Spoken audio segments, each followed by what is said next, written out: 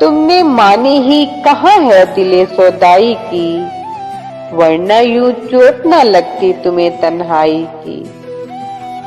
روشنی بن کے اندھیروں کی پذیرائی کی، رت مگر راس نہ آئی انہیں بینائی کی،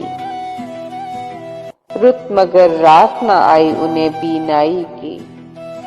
ماہو انجم میرے افکار میں در آئے جہاں، بات کچھ بننے لگی نخل تمنائی کی۔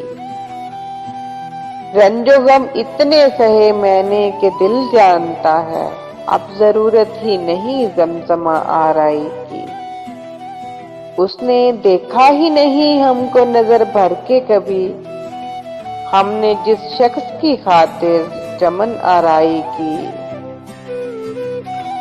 ذکر کیا کشف کروں اجڑی تمنا کا وہاں، جس جگہ سخت ضرورت پڑے دانائی کی۔